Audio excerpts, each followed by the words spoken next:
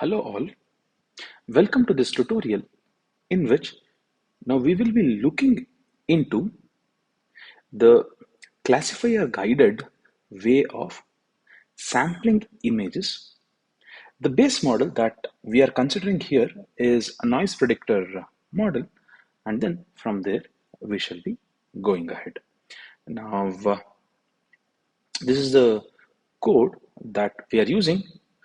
The same thing holds for the previous tutorial also. This has been run on a server. Okay. Now the same thing, you can just replace this device. It will be able to work on your Colab notebook. These are the necessary packages. This is the device on which the things will be running. And the linear beta schedule, get index, forward diffusion. These are the same helper functions that I have used even in the previous tutorial of noise prediction. The sinusoidal embedding, the unit blocks, and the block and the unit remains exactly same. Now, there is no change that is being done. Now, the additional thing that is needed for guided diffusion is that I need a noisy classifier. Now, the idea is of this noisy classifier is I'll be giving you at a given timestamp, I'll be giving you the noisy image, and then in addition to that, I'll be giving you the timestamp. So now using this, I should be able to predict the correct class of it. Okay, that is the idea. Now here you have the time embedding. So you have a learnable weights similar to that of the unit for the time for the positional embedding. Now the same way you are using sinusoidal embedding, it's the same logic that we have used earlier also. And then I have used a very simple convolutional neural network, in which I have 1 to 16. Now input channel is 1 and then the 16 channel. After that I have a max pooling. Again after that I have one more convolution layer followed by classification height. Now how is that we are doing it? First I obtain the time embeddings. Okay. So, and then I will pass through convolution 1 and convolution 2. Now, post that, I'll interpolate, and what I will do is I'll extend this time embedding so that it matches the feature size of the convolution block 2. Now, then I'll add it. So, this is how I'm embedding the time into the extracted features of the noisy image. Post that, I'll pass it through a fully connected layer to obtain the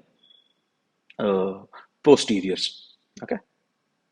So the way in which the training happens, it's exactly similar. No difference. Okay. Now, but a couple of things that you should remember here is now first you will be training an unconditional GAN, exactly the similar way you used in noise predictor. Now, this is the noise prediction model I have used, and then you are training the noisy classifier. Okay, and this is straightforward. Any classifier, okay, that is being used, the same will be using it. But please remember that now, whenever you are sending, so you have to first do the forward diffusion process and then send it. Okay. Now, why? Now, because the classifier should be able to learn how to classify an image. Now, given a noisy image, now in which there is a presence of noise, now because of which you perform the forward diffusion, and then you obtain the noisy image, and thus noisy image with the time is given as an input to the classifier model. Now, this is the noisy classifier. You obtain the outcome, and then you use CC loss, cross entropy loss, to update the weights of this classifier. This is a straightforward uh, 10 class MNIST problem, but the input being not the actual image x0, but a transformed image.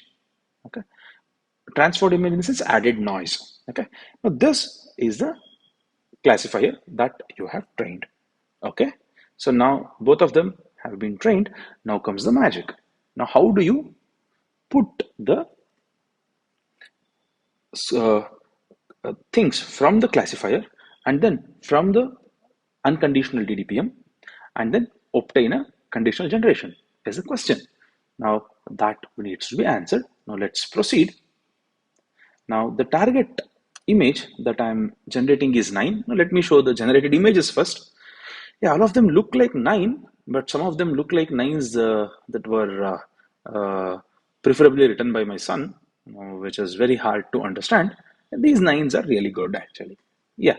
So now you are doing the guided sample. Now the target class is 9, and then the scale, the importance that you are giving is 2. We will come to that, how it is being done. So now coming here, okay. Now first you put your model, both the models, DDPM as well as the classifier, into the evaluation mode, and then you obtain XT now, which is the noise, okay, from 0 1, Gaussian 0 1, okay. So and then what you will do, now you will come up with a Y, now wherein which you have uh, the target class 9 in its full dimension. Okay. Now then what you will do, you will get this T, the timestamp, and then since it's a reverse process, you have to go in the reversed manner from 1000. Now 1000 is the one that I have picked here till the 0. Okay. Now first you predict the noise.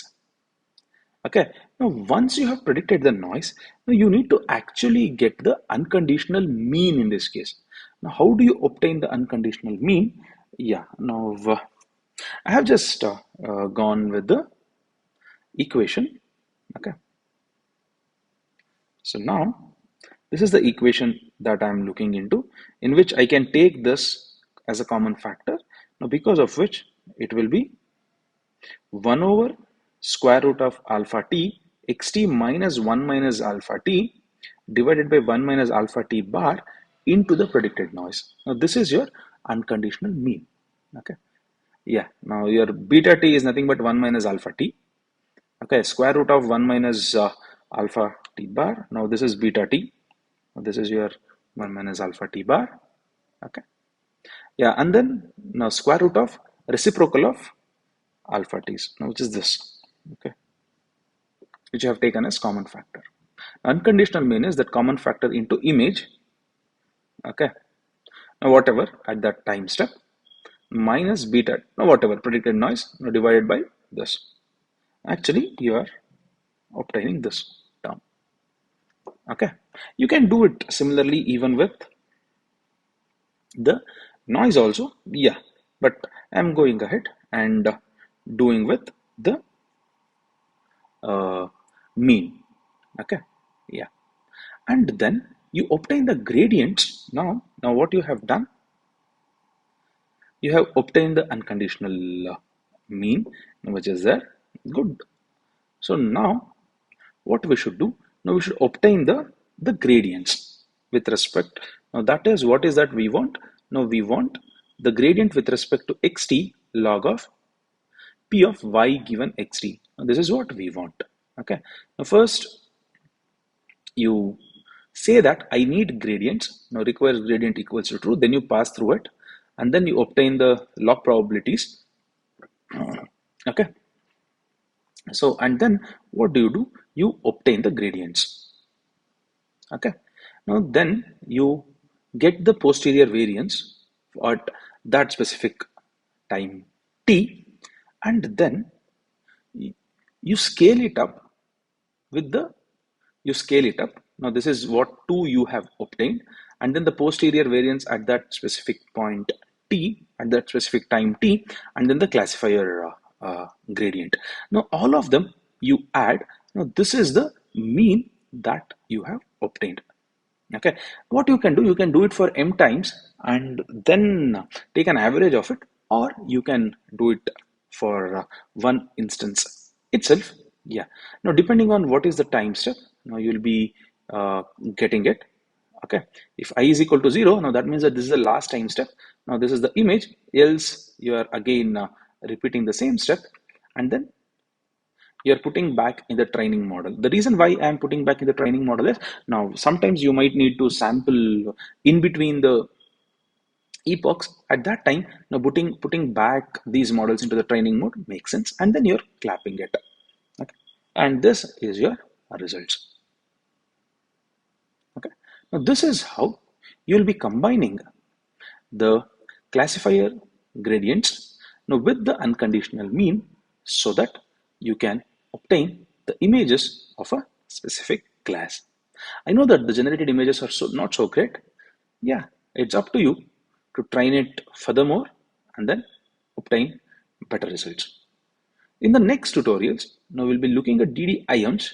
I have left a couple of things as exercises just for understanding the intricacies. Now I will be putting the code for sample estimate, mean estimate, as well as score estimate also. Now these are not fully trained. I urge you to take it as a base version and then modify the code so that you'll be able to generate images from that. Those Jupyter notebooks will be available in the GitHub repositories. All the best trying them. Thank you.